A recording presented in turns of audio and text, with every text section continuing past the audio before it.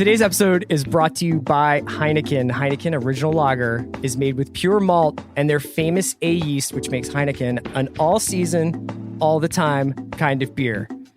I will say that recently, Heineken is a hiding out from the world kind of beer for me, but there is nothing like a cold Heineken at the end of a long day that feels pretty endless and pretty tough. You just want to take a couple of miles per hour off the speedometer at the end of the day and just have a fresh, cold beer. And that's when I reach for my Heineken. Pick up a pack or have it delivered today and drink responsibly.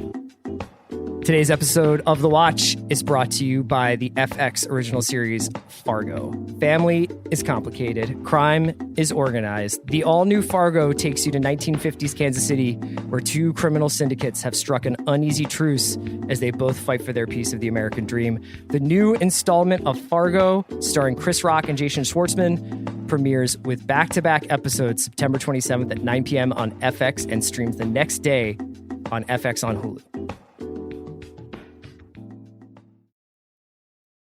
I need support staff to clear the room.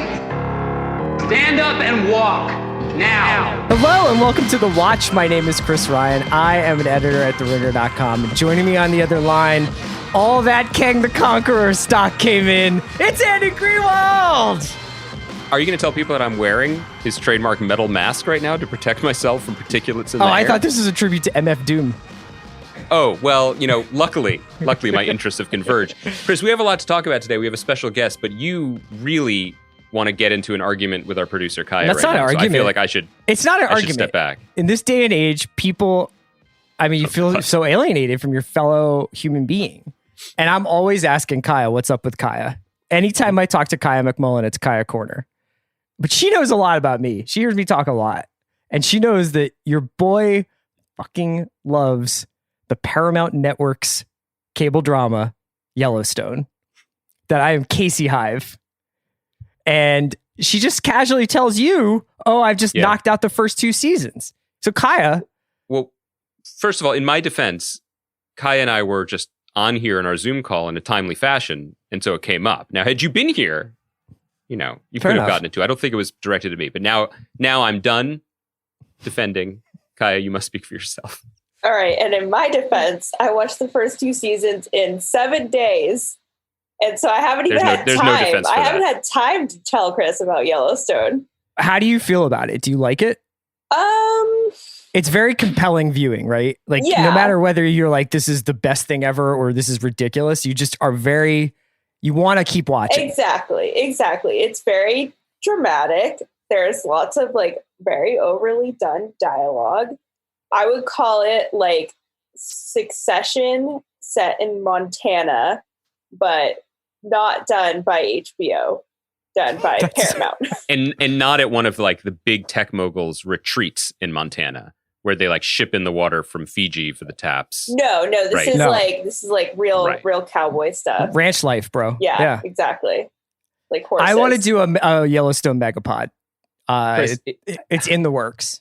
If Captain Woodrow Call couldn't hack it in Montana, how can I? You know what I mean? You can't. I'm not even asking this of you. If I'm going to cash in my chips with you on anything, It's not going to be Yellowstone. I can find another cowhand to talk to me about Yellowstone. But I highly recommend it. It is very, very, very entertaining. The only caveat is that the pilot is an hour and a half long. Yeah, the pilot is just straight up a movie. Yeah. Until you started talking about Succession and cattle, I was going to attempt to talk to you guys about the show, except I would be talking about the French language series Call My Agent that I have been devouring. Yeah. And you guys would be talking about the very American cattle show Yellowstone, and we'd meet in the middle. But Spotify has a lot of interesting tech in development, Andy. We could do a pod once where we A/B the signals, and in your left ear, Andy's just talking about a cultish French drama, and in the other channel, it's me and Kaya talking ranch work. And it's a very light drama, Chris. It's a comedic drama. Oh, okay. Well, set in the high stakes world of talent agencies.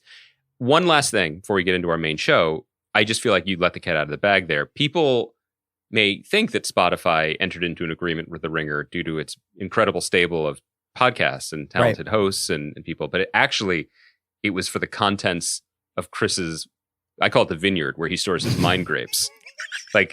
day one, Daniel Ek was like, Chris, I'm not even going to attempt to do an accent. Does the man have an accent? I've never spoken to him. It's very specific, and I also respect him enough not to do it. But was he like, Chris, I need you in the lab with me? Was he like, Chris, did he invite you to join devs? Did you join Spotify devs on your first day? If I did, I couldn't tell you. Oh, I tried to trick you. That would be incredible. God, I wish this was all true. Maybe it is. Andy, on today's show, it's very exciting. So today we have a special guest from The Boys season 2. We have Aya Cash joining us. We've loved Aya. Our old pal. Going back to You're the Worst, but she's really something else on The Boys this season. She plays Stormfront, which we will get into a little bit of chat about episode 4. But if you are up to date on The Boys, you know that just more and more getting revealed about Stormfront as we go along. And it's really quite a turn from her. I wanted to chat with you a little bit about we're just two guys just standing around the water cooler at an abandoned Hollywood production facility, just being like, what do you hear? What do you say? You know, just like some stuff happening around at Netflix. I wanted to chat a little bit about some of the HBO shows, the stacked Monday night that they have going now. So we're going to preview a little bit of that. And there was some superhero stuff, right? Yeah, there's always superhero stuff. Every week, we seem like we have another thing. So, okay, let's get into it. And because this worked so well for us the other day, and because my older daughter has been watching Star Wars for the first time, I was going to come in with the hottest take and say that I discovered in the worst way possible that George Lucas has done something even worse than having I know. Greedo I heard shoot first. You were really upset about this. Which is like my daughter watched Return of the Jedi, and I was like, oh, did you like the Jub Jub song? And she looked at me like I was totally insane. And I went down this rabbit hole, and I was like, did that bearded monster rip away the greatest victory song of our childhood? Well, the answer is yes, but it turns out he did it in 1997. So was it like a copyright problem with the jam? I guess like, eggs on my face. No, I did think the writer of the Jub Jub song, want to do something else with the IP? No, I think he was well compensated from when Biz Markie sampled it in the late 80s. So it wasn't really, legally, it was all square. It's that one of the things that was added to the movie in 97 was instead of, and this is fair, like for people, sorry, spoiler, they defeat the Death Star at the end of Return of the Jedi, and the celebration of the end of this like fascist galactic order was a bunch of teddy bears raising their sticks in the air on a tiny moon. Mm-hmm. And so they, in the 97 re-release, they inserted shots of crowds celebrating on other planets. And at that moment was when George Lucas decided that the kind of light reggae funk of, and it's Yub Jub, I think is the correct way of pronouncing it, didn't really suit the moment. So he had your boy Johnny Williams score something instead. And then later he fucking put Hayden Christensen into the scene. So, that was it's been a while since I've seen mid-2000s Jedi. event. So we can discuss that in about 10 years' time when it catches up to me. So, okay, so no more Star Wars, but we want to talk, what do you want to talk? Capes? Where are you at? Let's do Netflix first. Okay. Just because we've been chatting a lot about some movings and doings at various streaming platforms over the last month or two. Mm-hmm. So I didn't want to not remark upon this.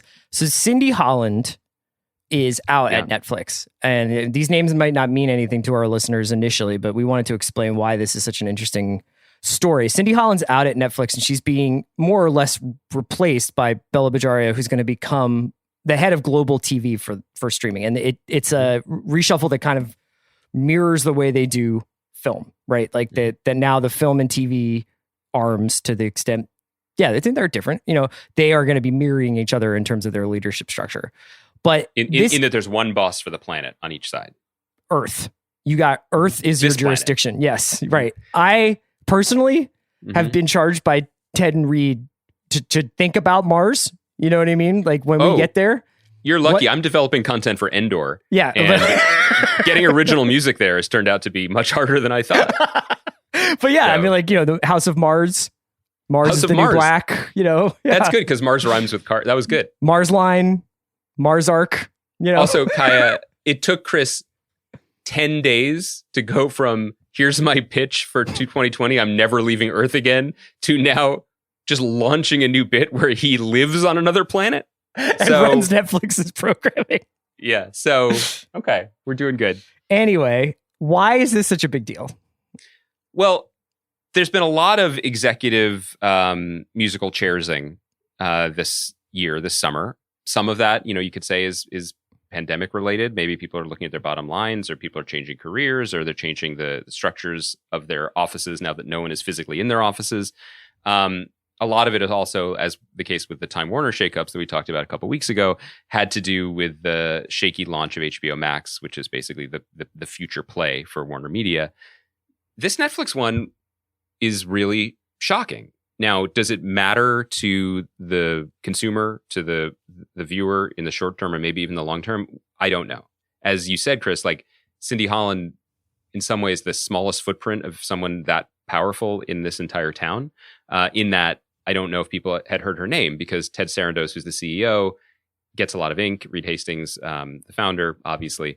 But Cindy Holland is, I don't think it's wrong to say, like, personally responsible for almost every major creative decision that Netflix made in this first decade of its life as an original programmer, and worked very closely with Ted Sarandos in almost all of it. So to the point where, I mean, I love being that guy that just uses personal anecdotes. I love it too. But when Sam and I pitched Briar Patch to Netflix, Sam was very concerned that Cindy and Ted weren't there, because they personally were sitting in on pitches of shows they intended to buy. I mean, the shocking thing was that I was there.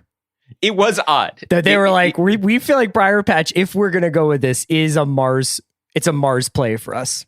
What people don't understand is not only were you there, you were dressed like the Babadook at the time.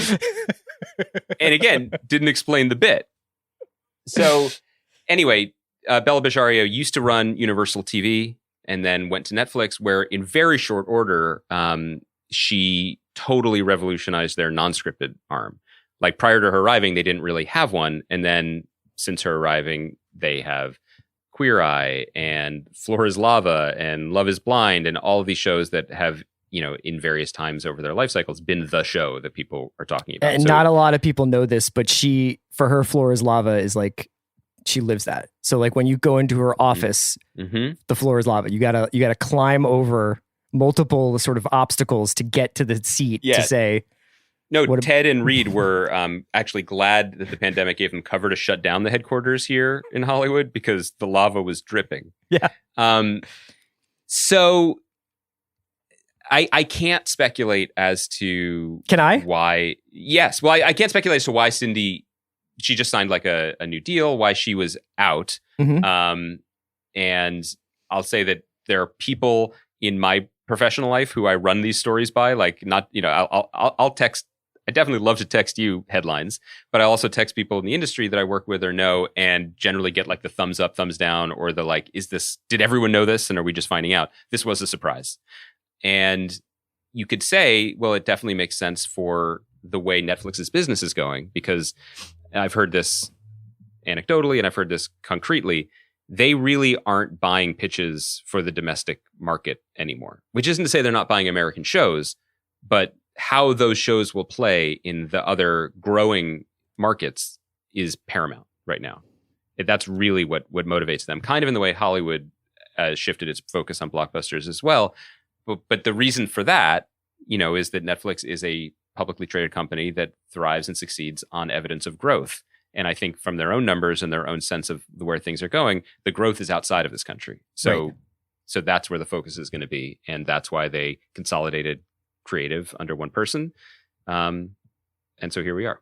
My take, which is both wildly underinformed, but I like, so I'm going to share it anyway, is that Cindy Holland was the avatar and the sort of mind behind Netflix's initial play, which was to immediately start competing with the other prestige arms of television at the time, back in the beginning part of the 2010s. So when they start doing House of Cards and they start doing Orange is the New Black and other shows like that they were sort of making plays as like more or less monoculture shows, I for lack of a better term, that was her bag.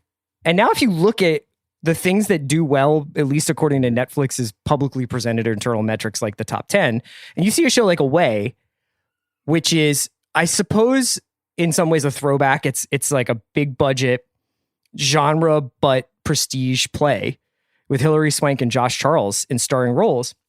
It's also like a very diverse international cast that's obviously trying to appeal to multiple jurisdictions like you're talking about. Like the idea that even a show that we would consider like classic Hollywood filmmaking, which is like, what if we actually went into outer space? What if we tried to go to Mars? And it has like this Jason Katims kind of patina of humanism. Even that has like got to make sure that these different areas of the globe are represented very heavily in this show.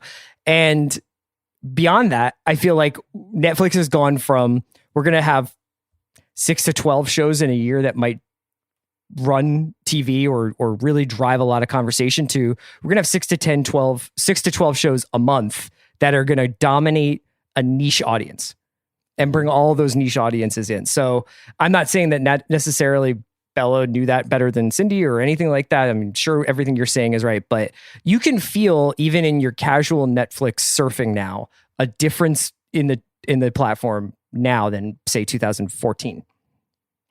I think that's absolutely true. And the business that they are is probably still not all the way there towards being the business that they intend to become, to not just survive this moment, but to be one of the last ones left standing at the end of whatever this moment is. Can I pitch you on something? Mm-hmm. Been thinking about this. I haven't, obviously we do Streaming Wars a lot. I can't believe we don't have like theme music for it yet, but we'll never do better than Iger Counter. So it's hard. It is hard, especially since Iger counted him out. We don't know there's nothing clever to say about Chapek chat. I don't know. Yeah. I sometimes think we're overthinking this entire, like, which one is going to reign supreme, who's going to succeed. Yeah. And the reason I thought of this, and forgive me if this sounds basic, I'm trying this out on you in real time. But I think that you really can successfully predict which one of these companies, or which one of these streaming services is going to still be around, just purely by looking at their names. Is this the bit? Is this the thing? Yeah. Oh, so I can't wait. No, because like you've been teasing me with this for I don't want to more than a over-tease month. it. Yeah. Okay. I don't think it. Let me be clear. This is not worthy of that. But I do think that in terms of, there's so much angst and hand-wringing in Hollywood about how the business is changing and how are we going to convert our large corporation and reach the audience, and the churn of people subscribing to one thing and canceling the other, right. and kind of getting people used to what literally what channel this stuff is arriving to us on, and how we accept it into our homes and what we're paying for. And then like the marketing and all of the tests that were run, and like surveys over who was going to pay for what and how to reach them and what to call it, all of which probably had to get thrown out once, the pandemic hit and everyone's lives and finances totally changed. And a lot of this came up in our conversations about HBO Max, which, now is kind of in disarray. Casey Boyes is now in charge of it. But then the only other thing you'll see if you like news search for HBO Max is that they're going to introduce a ad-supported tier. Yeah. To try to get more people just engaged with it as an idea. But the other part of it is every problem from HBO Max, you could say they don't have original content, or the Friends reunion was really going to be big for them. But to me, everything comes down to the fact that at some point they were like, we want it to be HBO, but we don't want to upset the people in New York. So it's going to be HBO, but it's going to be HBO something else. But we still want it to be HBO. And by the way, within a month, it's going to replace HBO Go. So it's kind of a marketing problem. So here's what I'm saying, Chris. Here are the ones that are going to survive. The ones that are going to survive are the ones that are like Kleenex.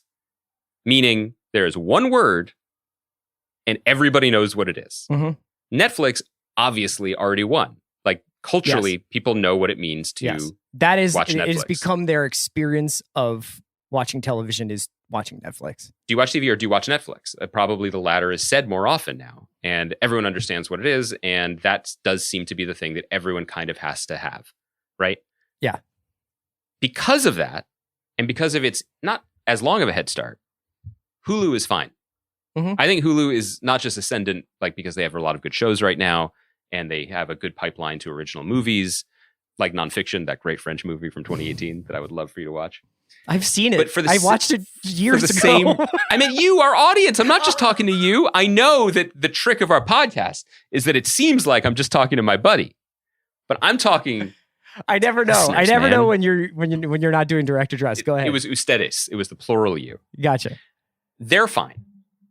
Okay, so they're in the safe category. Apple and Disney are okay, not just because they're enormously wealthy corporations with brand recognition that spans the globe and probably Mars as well.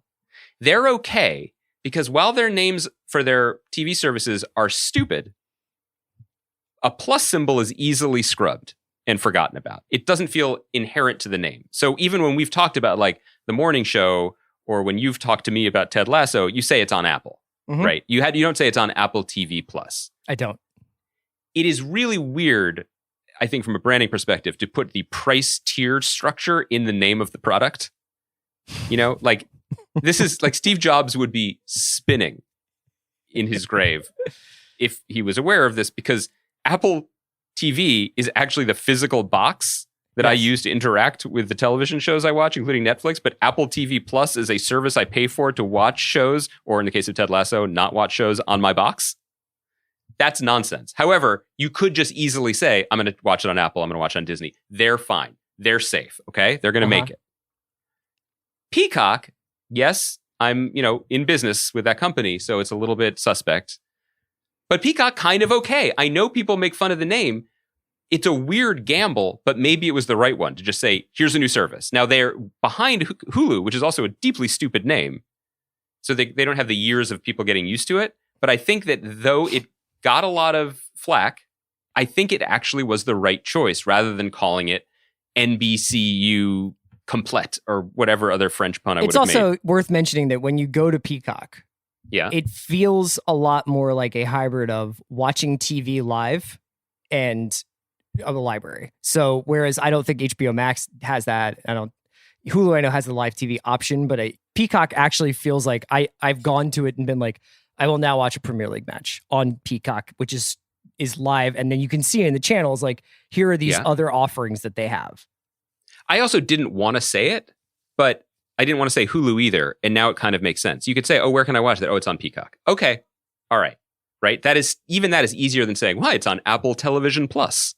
Supplement. But this isn't just a matter of syllables. It's a matter of user experience. Right. This is part of the user experience, which a lot of these things have stumbled on. Yeah. So here's where we get into the trouble zone. CBS All Access. Can you tell me anyone whose problem with CBS Prime was that they did not have enough access? I didn't know there was a CBS Prime. Just CBS. I was calling CBS. See what I mean? Once you start throwing extra words in there, CBS, it was free to everyone in America. And now they're saying you can pay more to have more access to our company. Is that a brand thing, though? Do they not want to sully CBS with cursing from The Good Fight? Well, yes, but also they're trying to say, because CBS for many years was sort of, the most popular broadcast network, but also felt like the oldest or stodgiest. Now it also was the creepiest and touchiest, and has a lot of things to improve upon internally. But I think they were also trying to say, like, we're going to have premium prestige content, and they wanted younger people to tune in and watch it. But they also felt like HBO Max, it's their caught. Still like us for the thing that you liked, but P.S. we're different. It's never going to work, which is also why I think CBS All Access is going to get folded into some larger Paramount thing at some point anyway, and the name will go away. HBO Max, we've discussed forever. It's still an insane name to me. It still makes no sense. And now that HBO Go is gone, when I'm like checking to see, and we're going to talk about them in a minute, these promising new shows that are premiering tonight, Third Day, and We Are Who We Are, I have to go to HBO Max to find them, but they are not HBO Max shows. They are HBO shows that are only available to me on HBO Max on the app on my Apple TV minus, not Apple TV Plus. Come on, okay? And finally, here's the one that people listen to the show because we rip off the Band-Aid, right? We are truth tellers in any planet in the solar system. We aren't talking enough about how stupid Prime Video is as a name. We don't talk about this. Amazon is the most powerful corporation on planet Earth. And they have spent the last 3 years saying, no, we're just a TV service called Prime Video. Why did they make this decision? The only thing that I can think of is that they were very, very concerned about one special class of consumer who I will refer to as my wife, who won't order from Amazon because they treat their workers like shit. Your wife stays watching Jack Ryan. But was willing to watch a few episodes into the second season of Mrs. Maisel. Let me tell you, Mr. Bezos, My wife's out on Maisel. So you can go back and just say it's on Amazon. We say it's on Amazon. We have never once said, oh, 000 is an exceptional show only on Prime Video. What are we doing? What are they doing? Are they getting fleeced? Is this a Brad Parscale like data mining operation? But the problem where someone with what in your Florida theory is charging is here them? is that Amazon is like the most bulletproof of all of these companies. So they can make this mistake. Yeah. But I'm saying, at what point are they going to just give up this ghost and be like, okay, you got us, guys. We were Amazon the whole time. What is the strategy here? Chris, take off your glasses, Joe Nocera style, and fix this for me. I think that this is a great theory, and I don't want to poke any holes in it. I will say what I just said, which is that like your worst performing service is actually probably the most fiscally stable, right? Yeah, I don't think it's sunk, but I do think that the sooner we get to the point where it's like, I'm going to watch this on Amazon. Well, this goes back to what you said in the beginning. Better which is, for their I don't audience. know if anybody actually cares about this, is whether or not anyone actually gives any of this stuff that much thought. They give it thought when it comes to what are my monthly bills? How many of these different services am I literally subscribed to?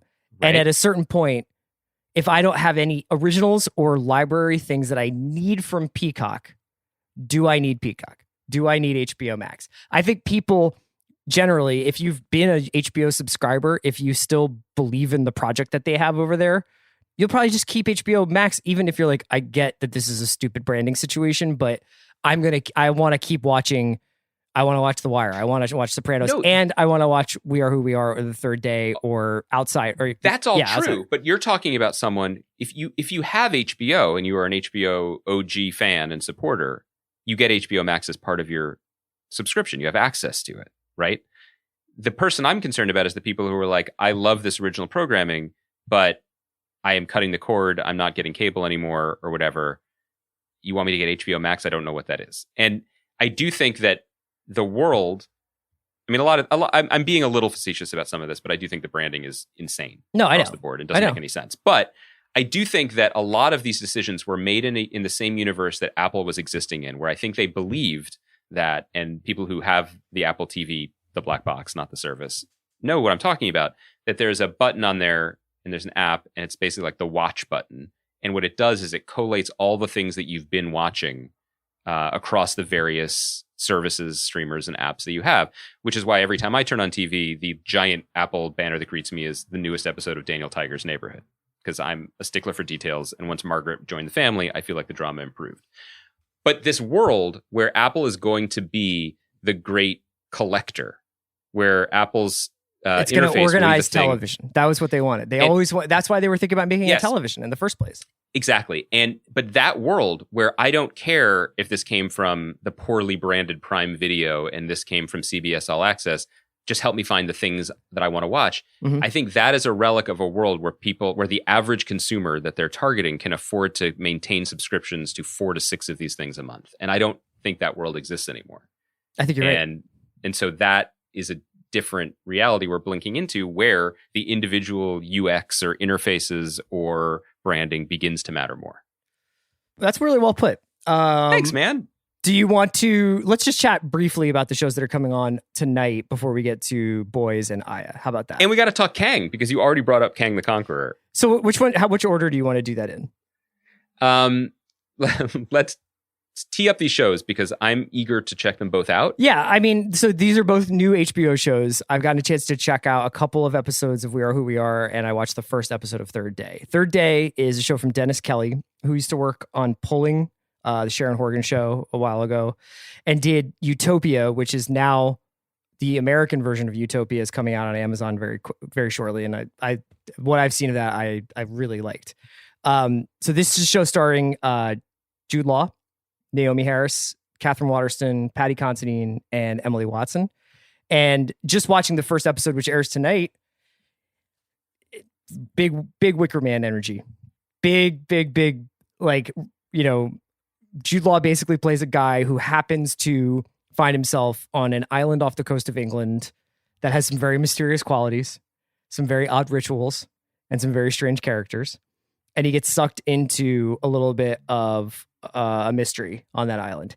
And just the way that they handle it. I've seen some reviews that are like, well, there isn't a payoff to this, or somehow like basically being like it's all sizzle and no steak. I'm okay with it because it's very propulsive to me. Like the pacing of it is such that it's atmospheric, but it moves quickly enough that you're not like, you guys are just teasing me with this like mystery you will never solve. Like that's sort of my problem with Westworld, is like sort of the agonizing, painstaking way we get to a thing that you're just like, are you serious? This is it?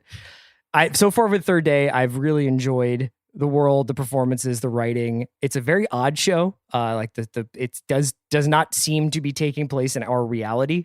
It feels a little stagey at times, but I really like it. We Are Who We Are is the new show from Luca Guadagnino, and it stars Jack Dylan Grazer and Chloe Sevigny and Scott Mescudi, Kid Cudi to some, and is set in 2016 at an American military base in Italy, and will be familiar somewhat to people who have seen other things from Luca, which is a lot of it is personal discovery, identity, finding who you really are, finding out more about yourself. And the first episode, I think, is challenging. I think people will find it challenging, but I think if you stick with it, it's an interesting hybrid. I saw a couple of people, I think Allison Herman talked about this a bit in her piece, about how the show really does feel like a very long movie rather than a series. I think once you get into multiple episodes, you see a little bit more episodic television, but for the most part, it feels like it's going to be a 6-hour film, spread out over several weeks. If you like the vibe of his stuff, I think you'll enjoy this. But yeah, it'll be interesting. I'm very curious to see how people react to We Are Who We Are. It's very interesting too to me. I mean, now that I'm just a civilian and I don't get the screeners like you do, I thought when I heard the imprimatur of both these shows, I was like, well, this is a new stacked Sunday night. Yeah. And then both are Monday night shows. Yeah. Part of HBO's plan to just boost its programming to compete with other channels. And I made a story. I was on Mondays, right? For this Yes, it was on Mondays. Few weeks. So obviously not a bad place to be, not a bad history there, especially recently. I think it was Outsider Mondays or Sundays? Outsider was Sundays. Or yeah, I get confused. I mean, the fact that we aren't really sure is proof why it doesn't really matter. But yeah. It is a testament to what HBO can do, where a lot of networks are putting out shows. AMC has been doing a bunch of them, where they find interesting international programs and they partner, they throw in a little money, and then they get to broadcast a little bit later. And a lot of good stuff comes to our shores that way now. That's what Third Day is. Yeah, right. HBO still has the good shit. You know what I mean? Like HBO still has the primo 000 international connections. Yeah. And so they're just stunting on Monday night with this stuff. I mean, like the cast of The Third Day, Oscar nominated filmmaker Luca Guadagnino making a TV show. It's like, yeah, this is just a Monday in September for them. Yeah. It's cool. I'm excited for both those shows. Finally, we got to do Kang Corner. Let's do Kang Corner. Which does connect to Sunday nights on HBO, because it was announced today that Jonathan Majors, who is one of the stars of Lovecraft Country, a show that I think we've both gotten a little bit away from, or did the show get away from us? Was announced that he is joining the MCU as one of its most iconic villains, Kang the Conqueror, a time-displaced villain who usually tussles with Iron Man and generally produces some of the more like head-expanding, interesting, trippy comics, is joining the MCU, and Jonathan Majors will be playing him. And that his first appearance will be in the I didn't even know it was announced Ant-Man 3. Right. So a couple reactions to this before I give you the floor. One, it is an incredible casual double flex by Marvel to be like, this hot young actor, hot in all senses, is joining our universe. And by the way, he's playing an iconic character, and we're dropping him into the third Ant-Man movie. I mean, that's pretty wild. And that people are like, oh, cool. Great. A third Ant-Man movie with a major, possibly universe redefining villain is going to appear in it. That is big pre-pandemic energy from Feige. You know what I mean? And I respect it, and I kind of missed it a little bit. Ant-Man's good. It's good boot camp. Because isn't that where they introduced not the multiverse. Yes. Was it? Yeah. That is where they've introduced some of their weirder concepts that then filter into Doctor Strange and then presumably into this next post Endgame vision for whatever it's going to be. Ant-Man also, and I mean no disrespect to Peyton Reed, who seems like he used to direct Superchunk videos, then he directed Bring It On, and now he's just caking up with this Ant-Man franchise. He seems like an awesome guy. No disrespect to Paul Rudd, a little disrespect to Evangeline Lilly due to her weird public statements at the start of the pandemic. But regardless, I mean, Ant-Man, I feel like they could just I don't feel like they needed to power down that franchise. That feels like the most Disney Plus of their movie series. You know what I mean? It's just like, we're just going to hang out in front of a green screen. Like Michael Douglas is going to zoom his part in from Calabasas. It just feels pretty low stakes and low budge. And I respect them all for the hustle. If there was an Ant-Man every 18 months that was just like a heist, I'd probably enjoy it. You know what I mean? Yeah. Like I appreciate the fact that they're using Ant-Man as like this connective tissue for the MCU, but for the most part, like when I saw it, I've completely forgotten what happened in Ant-Man 2, but I'm like, that was a really solid 2 hours at the movies. Many people are saying, Andy, you love that construction. Many people are saying that this is a bridge to the Fantastic Four. That Kang gets us to the Fantastic Four, which is now under the sort of MCU jurisdiction. Is that true? Have I used jurisdiction a lot today in this podcast? Twice, which is more than usual. Well, yeah, but since you took over the jurisdiction of Mars, I think it's been in your head. I think that's a smart idea, and I think that would be cool. I mean, I am pro Marvel's pro Disney Marvel Feige's version of a Fantastic Four, which I think is one of the few. It's a purely good comic book idea that's never been done right. Yeah, in anything other than occasional bursts of the comic book. I think that's interesting. Like tea leaf examining. What I'm mostly interested in is to bring it all the way back to how we started, which is Jonathan Majors. If you saw this kid in The Five Bloods, which is a movie we didn't really talk about, like I didn't even check out until the passing of Chadwick Boseman, and then was just kind of knocked on my ass by the movie. I mean, it's a wild movie in all the good Spike Lee ways. You'd watch that movie and you're like, this kid is a star. I mean, as soon as he goes on the screen, he lights it up. And he has a natural energy and charisma that kind of is muted. His vibe is very Lovecraft. unique. His vibe is like, it has like to me at least, when I watch him, I immediately think there's something I don't know about this person. That's like a very valuable character trait. Usually you find that in, I think, character actors. Like there's like a kind of presence that they bring where you're like, here's the shorthand. You see Paul Giamatti or you see John Hawkes or you see this person and you're like, I get it. I know what's happening here. When you watch Jonathan Majors, it's like he has all the makings of a marquee, top of the line movie star, and then like some vibe and some pain that he's not talking about. And he brings like a different energy to the part that I think is pretty special. Yeah, and I think that might be one of the things that I struggle with Lovecraft is because he's I'm not sure if even he's figured it out or if the show's figured out how is he as a leading man is Tick like just like John Carter who goes to your home planet of Mars? Like, is he just a hero? Is that what defines him because of his strength and his decency, or is he as you were saying, like someone who contains something a little bit off and odd that could go in any direction, which is more fun to watch as in terms of performances, and definitely lends itself more to scheming Time Lord than I don't know other parts he might play. So I'm all in on Kang in Ant-Man 3, Chris. In case people were wondering, I feel like we should stop beating around the bush in this podcast. I have said that Amazon Greenwald, is going to fail, yeah, and that Kang is the future. If you were just doing the in or out version of this podcast, Greenwald in on Kang the Conqueror, out on Bezos.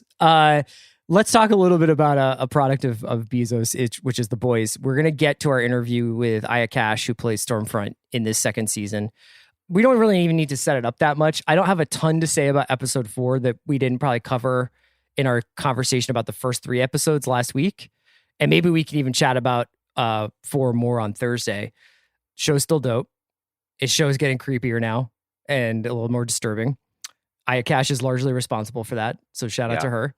And I thought it was a really interesting chat because I think she talked a little bit to us about the different kind of perspective that she brought to this show, because this wasn't necessarily a show that she would be like, time to watch The Boys in her civilian life.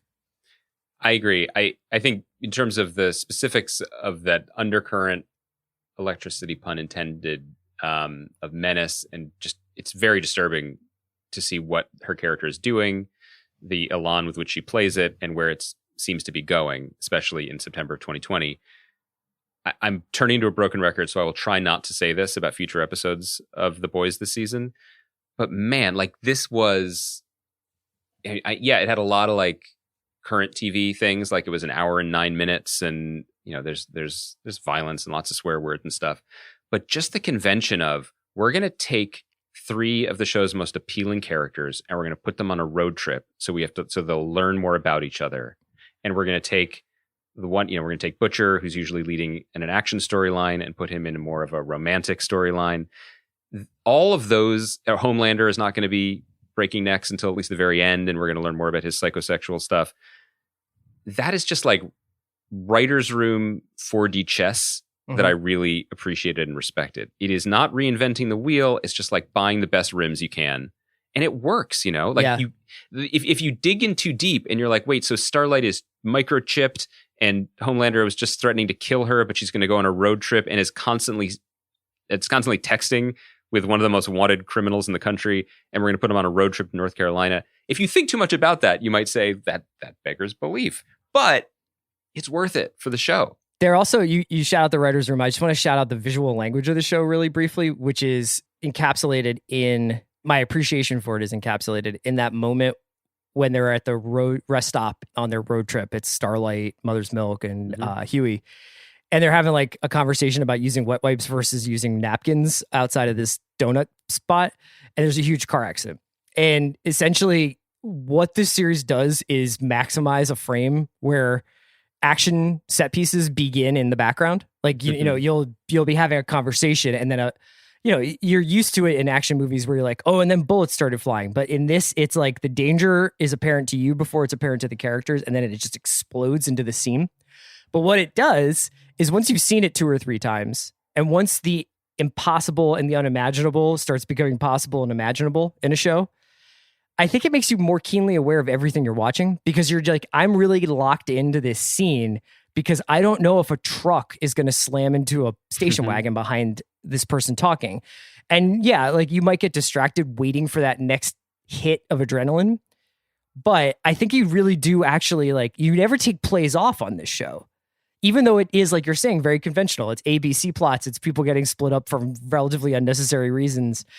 I really enjoy the fact that I feel stimulated the entire hour and 9 minutes, which is not easy. It really only happens with Yellowstone. Wow. Way to square the circle. Let's get into our conversation with one of our favorite people, one of our favorite performers, Aya Cash, who is just doing something pretty sly, pretty unsettling, pretty cool on the show. And I don't know, I just think as people who are fans of her and fans of her work, it's fun when she gets to play with these big boys. Yeah. It disturbs it all in a really, really good way. And we had a great time talking with her. So let's take a quick break. We're going to come back with Aya Cash from The Boys, and then we'll be back with you guys on Thursday. So stay safe out there.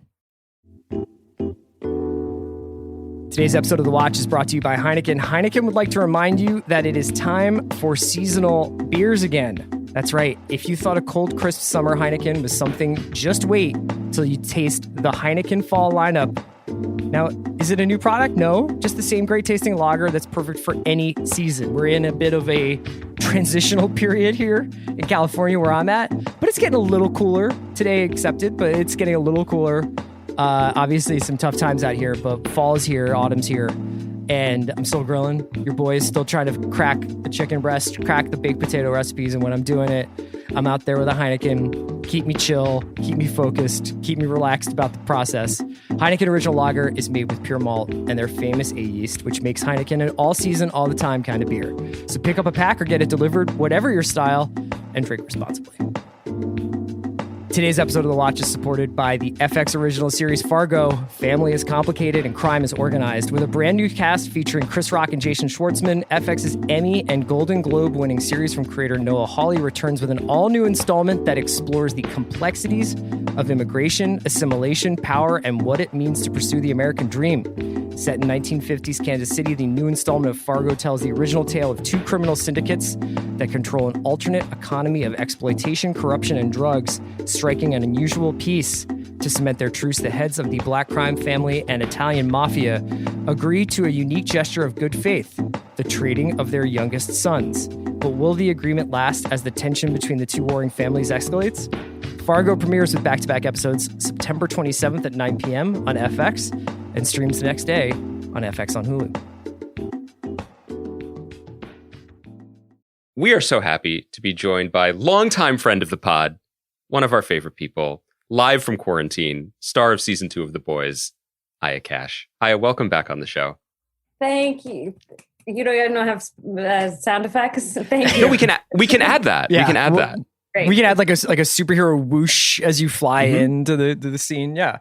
Perfect. Raucous applause. Great. This is going well already. Should we start over? Actually, my favorite sound on The Boys is the sound when flying superheroes land. I think that's an excellent piece of Foley or whatever it is. Yeah, no, it's really good. Also, when you think about the fact that we're just like hopping up and down on the day, and how ridiculous it is. And then the magic of the VFX guys who make it look all badass. Because on the day they're like, jump. And you're just sort of jumping. Did the first time you did it, did you overcompensate? Did you think they would need a lot more of you getting air? And so you leapt high into the air before they were like, you're fine? Probably. I mean, there was a lot of moments that I thought I was doing extra and then realized it was all going to be done for me, including working out. Like I did 2 months of like training 5 days a week and then doing Muay Thai. And then I got there and it was like you're in full head to toe covered with silicone everywhere. And I started eating ice cream every day. I was like, oh, this is total waste. Did they ask you to do all that training, or that's just what you were doing for that summer and then they called you and offered you this job? We did when I got the job, they did like, they flew me out to LA to do like a circular thing of my body so that they could build my body and then build the suit. And then I immediately got a phone call saying, we're putting you in training. And I was like, I'm going to try not to take this as like a direct correlation, but maybe. To be fair, they do that for everyone when they move to LA. Like that's the first thing when you arrive. I did remember thinking the first time I got a TV show, I remember being like, I can't wait to see what my LA makeover looks like. Because all the New York girls would go to LA and like come back and look like tan and thin and fabulous. And I was like, oh, I can't wait to see my version. And then I was like, oh, you have to do stuff for that. And I just never did. So I guess this was my version of the LA makeover. For like 2 months, I have a private Instagram. Probably shouldn't admit that. But, and I actually posted an ab pic. Like, that's how I was like, I am rocked. So wait, when you got yoked up though, did you feel like you were like at all finding the character? Like did actually going through that process make you feel like more ready to take on such like a physical role? And also just like, like about white purity and all that stuff. Yeah. I mean, there's real correlations between body shaming and racism. So you actually could make that point, but no, I did not. I didn't really feel like that was getting into character. It was more like part of the job of any superhero is to like look like you have strength and know what you're doing. But I also feel like the point is that they're superpowers. So you actually don't need to build all the muscle. Like, I think it works even. I'm lazy. So I was looking for an excuse not to, but it was a fun couple months. I wouldn't say it was like I thought about it as character building, though maybe that just makes me a bad actress. Well, before we get into that, and we will figure that out before the end of this call, I do want to run it back to when you first were offered the part. I'm curious how the part was presented to you, because I'm not super familiar with the comic. I believe that Stormfront is a gentleman in the comic. Not a gentle. Let me take that back. He's a dude. And I wonder which part they led with. Did they lead with, you are a incredibly powerful superhero who will disrupt the status quo on this established TV show? Or did they say that, by the way, low-key, soon-to-be high-key racist fascist? Yeah, there was definitely like warnings on my audition email from my agent and being like, this is a complicated character and you want to make sure you're willing to, but the actual sides were not, gave some sort of indication, maybe in the second side, that is not a scene that ended up in the TV show, that sort of hinted at something, but nothing overt. But I didn't know that she was going to be a horrible, evil villain, racist, and that her history in the comics was that it was a Nazi. And so I automatically going in thought, there's no way in hell I'm getting this job anyway. So, let's go have some fun.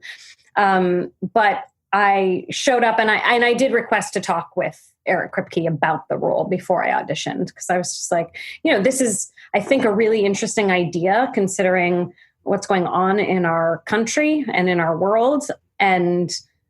But you never know how something's going to be handled, and having nothing on the page, it's a really scary thing to say, yeah, I'll do that, knowing that the intention is this, but not knowing the people who are creating that.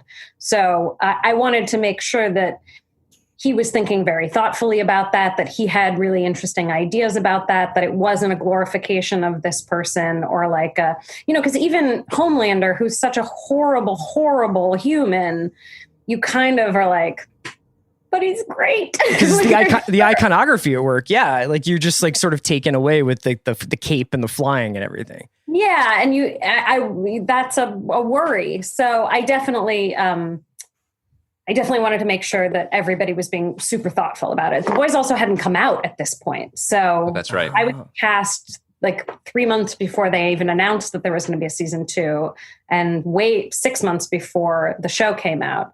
So it felt like a big risk that I wanted to make sure that the people that I was going to be working with had a handle. And what did he say? How did he express his vision for the role and what the show, I mean, it was so early, what he thought the show would be doing at that point?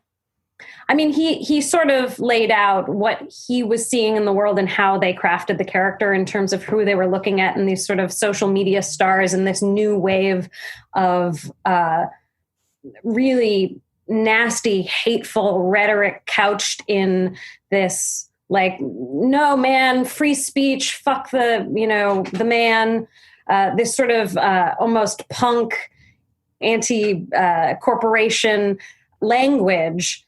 And that it was really much more interesting to look at a character from that perspective rather than a mustache twirling, evil bad guy who wears a swastika and sort of it's all out front. That was the update that he was looking for. And, watching, I'm not going to say who exactly, but there were definitely women, young women that I watched when thinking about this character. And I thought at first Stormfront, until they sort of showed me the styling of her, I thought she was going to be like in a like blonde, long wig, like holding a gun, that sort of social media star. And she ends up being something slightly different.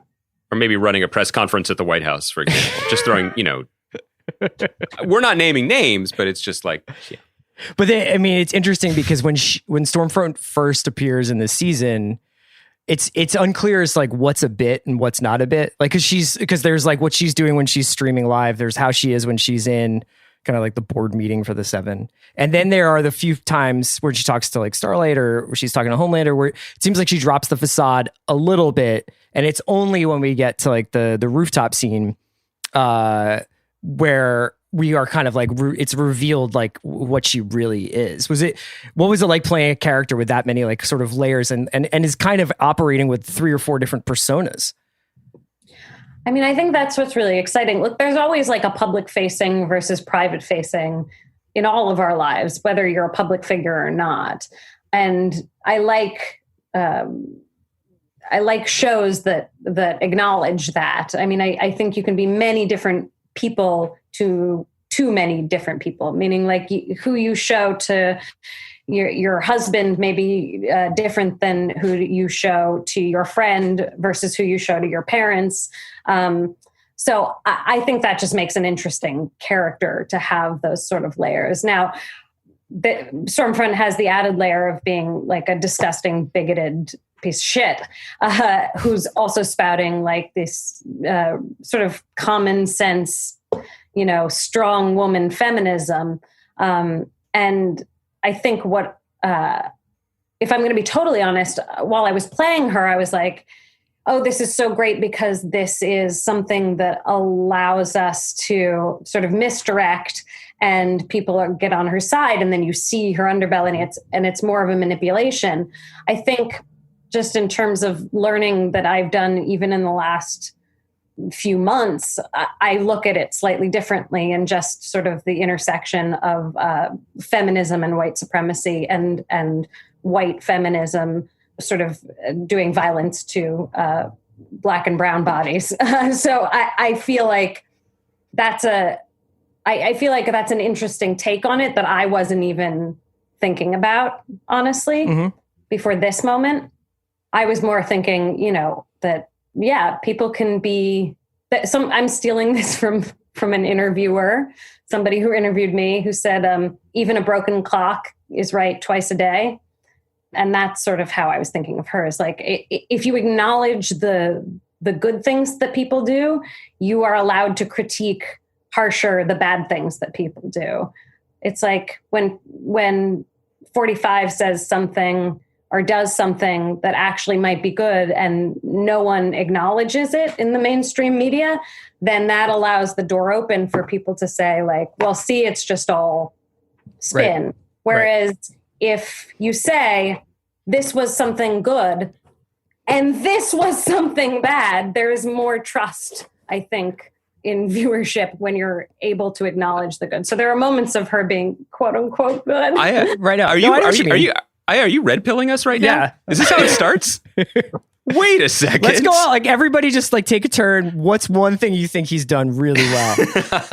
Personally, he's bringing back indoor gatherings, and like, I don't know about you guys, but I miss them, I just mean, even with, God, now I'm going to get myself in trouble. The red pill stuff goes down such a fucking crazy, like even that is a language that turns into such crazy that I can't do that. But there are criminal justice things that he has attempted. Yes. There are moments. Sure. Well, that's all I'm saying. But it also speaks to the larger point is that you actually can't reach people by yelling at them, right? That like there has to be, as you said, the door open a little bit. But since we've already derailed ourselves into current politics, I do want to reframe the conversation a little bit about the show in light of current politics. Because I think that one of the things that I find really interesting and kind of combustible about The Boys is that it is trying to do something very tricky always, all the time, which is to have something nuanced, something interesting to say about the dangers of celebrity, about the dangers of capitalism. Certainly everything that Eric was explaining to you and that has now been put into the show in the character of Stormfront, while also being a seat of your pants, hyper violent, good time. That's tricky for anybody. And I guess I wonder, in terms of your experience with the show, how was that line walked in production? And then how does it also feel now? Because like all the memification stuff that we saw in episode 204 is really good. It's really clever. It's really entertaining. It also is a little horrifying, maybe more so in September 2020 than it may have been when you shot it I believe you were shooting this last year. Yeah. Yeah.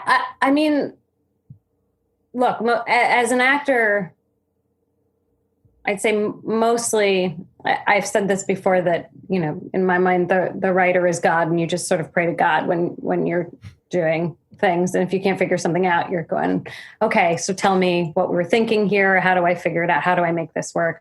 There are moments where you have input to what's going to happen in the script. There's one line in the series that I was like, I think we need this line. And it comes later, I think in the finale episode, because I was just like, are we sure we're getting the point?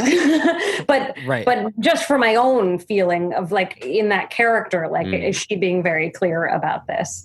But mostly you do what's written.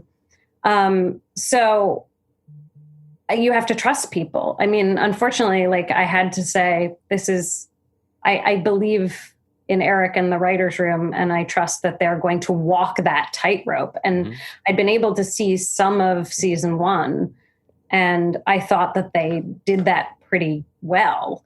You know, I'm not necessarily the target audience for a show like The Boys. I don't know if I would have been someone to seek it out had I not been going to be on it. But, you know, I ended up really loving it. And I think what makes it work is their willingness to go after everything. Like you'll see even ending season 2, they sort of set up who the villain of season 3 may be. And it's like, really? I mean, there's so many, that's what I think makes the line work for me. But yeah, it's terrifying to be doing. I mean, when you're doing the actual scenes where I am saying horrible things to real people in front of me, it's awful. And of course there are moments where I'm going, is this necessary? Like, this feels like very, very clear and pretty horrifying. And is like that the right move? But I put my trust in Eric and the writers, and I think they've walked a good line. Now, that doesn't mean that everyone's going to feel that way, and that there are not going to be moments of failure. I don't think that art exists without failure either. So, you know, I don't think that anything I've ever done has ever been perfect or gotten it right all the time. I think it's a percentage. So I feel like season 2 has walked that line, even if they've sort of slipped off a few times. Sure.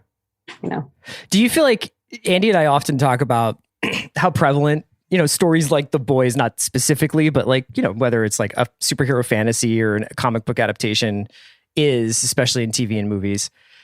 And you were saying like, that's not necessarily your bag, you know, like you wouldn't necessarily, you know, watch that if you weren't in it. But what do you think you brought because of that to the performance and even just to the set, that you think if you had been like, I'm out there just grinding tape of every Caped Crusader I can find and reading back issues, if you were like really like a deep super fan of that stuff versus like, as what kind of outsider perspective do you think you brought?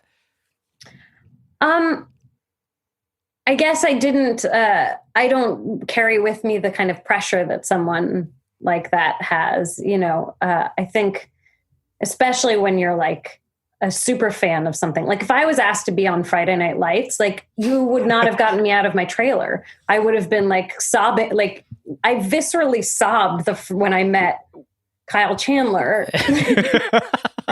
Like I burst into tears and everyone was like, are you okay? And I was like, yeah, I don't know what's happened. Like I'm not even sad. It's just like, it's a reaction. And that's so much pressure. What part would you write for yourself on Friday Night Lights? I mean, we can't let that go. Oh man. I mean, I always say like, I wanted to be adopted by Tammy and Coach, but like maybe also like touched in an inappropriate way. I don't know. Could I be a throuple? Like, oh, it'd be so bad. I mean, I would ruin Fred. Clearly, I would ruin Fred. I thought you were just going to be like, I would like to be like Buddy Garrity's like competition across town in a different dealership or something. Like, you know, no, like, but you want to be cared for by the Taylors, and what that means, we can't define. I'm just saying, like, you know, as long as I'm of age, it's not wrong. And that show skirted that line too a little bit at times. So you don't need to talk about season 2, let's be honest. But season 1, 3, rest of them.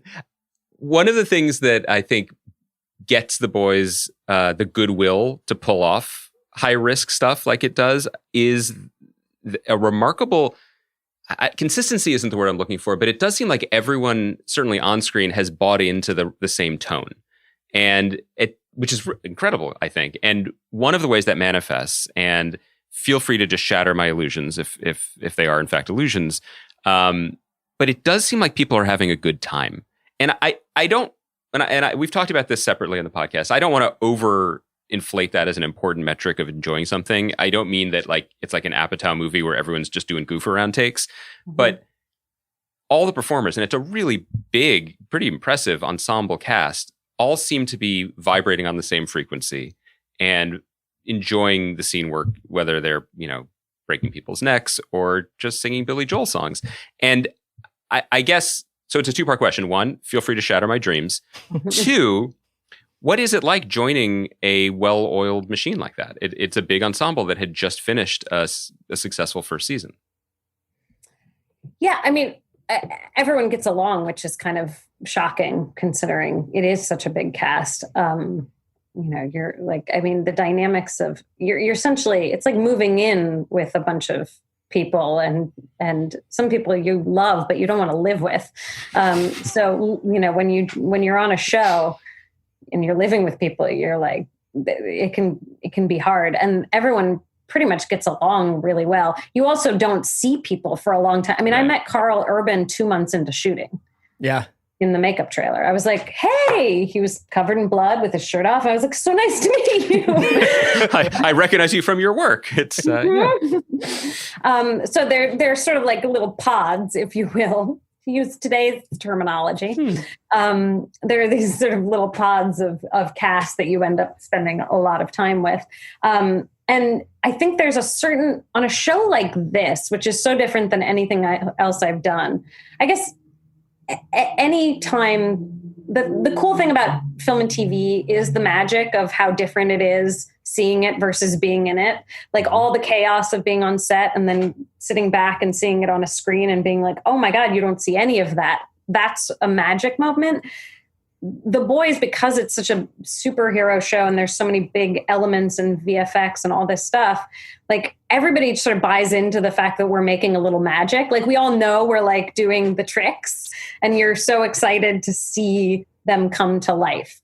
So there's a lot of fun in that and play in that. Coming onto a show, any show second season is intimidating, especially one that, it came out while we were shooting season 2 and all of a sudden, like, Ubers were showing up at Erin's door the day after they dropped her off to ask for autographs. I mean, it was a crazy experience, I think, for them to sort of be shot out of a cannon like that.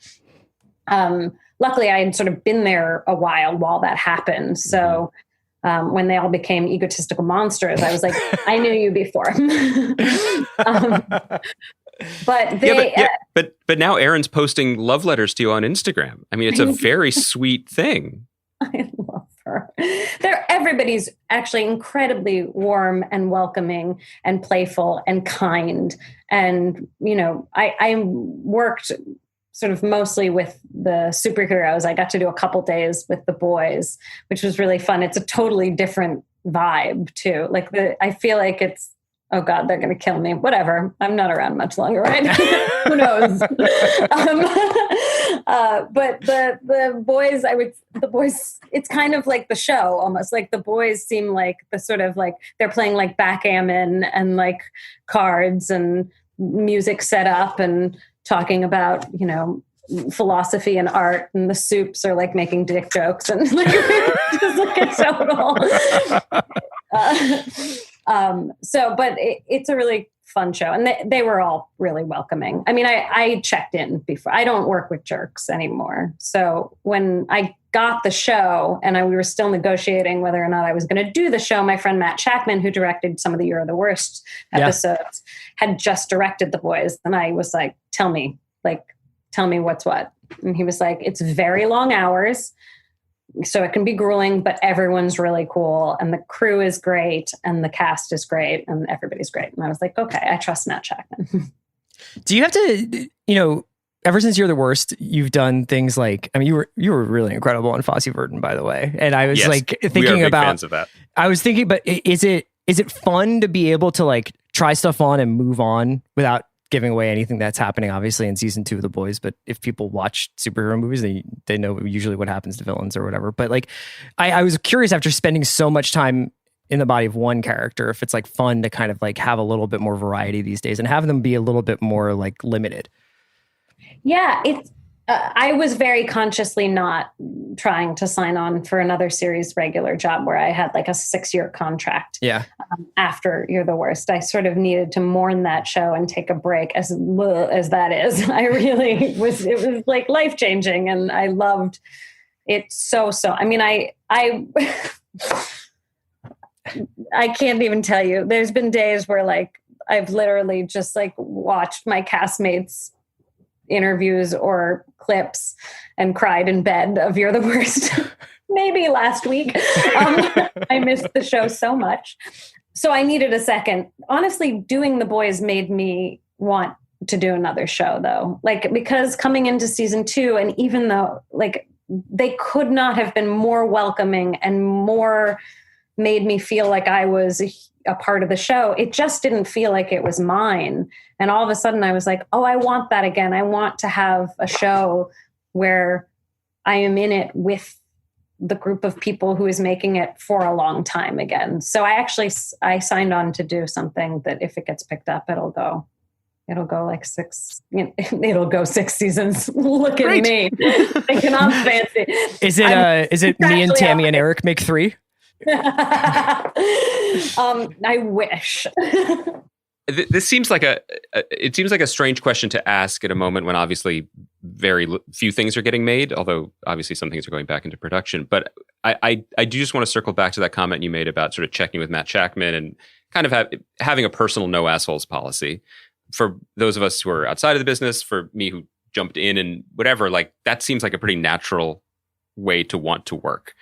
It also seems like it was pretty much not the way the business worked at times. And that was fine. From your vantage point, as Chris said, having jumped into a couple different projects, but also having been a professional actress for a while now, is that barometer, do you feel like it's changing on a cultural level, that should be the expected default setting, that this job's hard enough, we don't need to be abusive monsters? Or am I high in the sky from my smoke-choked quarantine hellhole? I mean, it's so hard for me to say because it's changed. Look, I'm rich, so I can not work if I don't. You know, I mean, I get that luxury, which I didn't have before. I mean, I couldn't have been like, you know what? Not true. I could have been, but it was much harder for me to say, I'm not going to work with that asshole. I'd rather go back to Chat and Chew and wait my tables, you know, because that's just like, it's just a harder decision to make then. So now I get to say that. So it's hard to know if the business has changed or if I've changed. I do think that there's more conversation around it, but there's also still plenty of dickheads out there. I mean, like that's real. And also what my version of an asshole is not necessarily what somebody else's version of an asshole is. Like, you know, my standard might be different than someone else's, and I might have a bad experience with someone that is not someone else's experience. So there's no like, you can't really protect yourself from it completely, but you can talk to people you trust and try to say that. But I do think that there's more conversation around it. There's certain kinds of assholes that are now not allowed to exist. Like the kind of asshole who's like, if you fuck me, I'll give you the job. Right? Hopefully that has been cleared up. But there's many other kinds of assholes that still exist in this business. So 2 last things before we let you go. One, let's put some respect on Chat and Chew's name. That place is pretty good. Met my husband there. Did you really? Yeah, I was his waitress. It's like mac and cheese, right? Wasn't that like, didn't they have a famous mac and cheese among other dishes? Mac and cheese, Thanksgiving on a roll. Oh, man. The kitchen sink salad. This is very early 2000s Chris Core, this restaurant. I feel like this was your vibe. I don't know. So this is like a more bespoke version of Boston Market, or? Yeah, it was off Union Square, right? Mm-hmm. Off Union Square. The coffee shop girls used to. Oh, I went to Chat and Chew. Yeah, totally. Yes. Probably waited on you. Yeah. if you would just come in a few days later, you could have been married. I mean, it just seems like it's a. We really should shout out Cowgirl though in the West Village, which was my last waiting job. We're also good comfort food, and they were great. Chat and Chew, I could say some things. Cowgirl, I love them. Let's support them. Yeah, support our restaurants. Let's not cancel any on this pop culture centered podcast. I'm just saying the Cowgirl supported my artistic ambitions. I guess the last thing I wanted to ask, just in terms of your own career and what you enjoy doing, what was fun about these first 4 episodes that we've watched so far of The Boys is that In the first two, we're like, they're letting Aya cook. Like, this is, they clearly are fans of you and You're the Worst. They're fans of your performing style. And so there are a couple line readings, particularly in like the junket stuff with Starlight, that is just really fun. And then, and as you were saying earlier, they were allowed to do that because there's a turn. And is that, I guess the question is, like, being hired to do something that you are really good at and then getting to kind of tweak it, was that part of the appeal of the part? Do you enjoy flexing muscles that you don't need, styrofoam suits to enhance?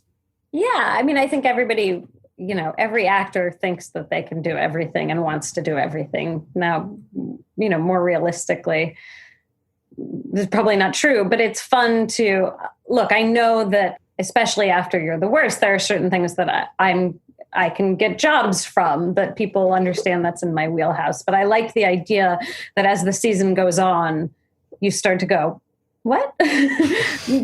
No, uh-oh. That there's a twist to that. I also think that Stormfront is actually much more confident than Gretchen. Mm-hmm. There's some flavor similarities, but there's also, like, I always think of Stormfront actually has like a little more bubble, to her than Gretchen. A little get up and go. Yeah. Yeah. But actually like a little more sort of play, whereas Gretchen like really comes from in some ways a darker mental place. Yeah, I know. A little less conviction of belief there for Gretchen, I guess. Yeah. She's more comfortable in the gray area. But I do, I also, of course, I hear that. And as a neurotic actor, I'm like, oh God, do I just play the same thing over and over again? I'm doing the same thing. But I do know that there are certain things that I am probably better at that I'm going to get hired for and that are going to be encouraged. But hopefully every couple jobs I get to do something like completely different, if they'll let me and if I can convince them. But, doing something like Fosse Verdon or even Easy, that was the appeal of that job, is like, Joe was like, what don't you get to play? And I was like, nice and normal. I just want to be normal. He's like, you're making dog treats. I was like, great. So final question before we let you go. As you said, you are not the target audience necessarily for a show like The Boys. You don't usually do junkets for blockbuster billion-dollar franchises, et cetera, et cetera. Could you, I'm sorry to put an actor on the spot like this, could you give us a reading of Ayakash teasing the back half of season 2 of The Boys? Because we don't want spoilers, obviously, but we're sure there are, dare I say, pyrotechnics to come. Like, what would you say to, pretend this podcast is now called Fanboys 101. Okay? You mean it isn't? And we are, some people call it that. Fan men, I think, at this point. But you know what I mean? So, like, can you give us some sizzle about what is happening on the show for the back half of it? Because we have to assume big things are coming. Bigger than exploding whales. I always say play to your audience. So laser my fucking tits. There it is. Yeah. Put that on the poster. There's for the fanboys. Thanks. We finally, we've been doing this podcast 8 years and we finally serviced the fanboys. Thank you. I'm so glad. I think this went great. Great. I'm so glad. Thank you, Andy. Thanks, Aya. Aya, thank you so much.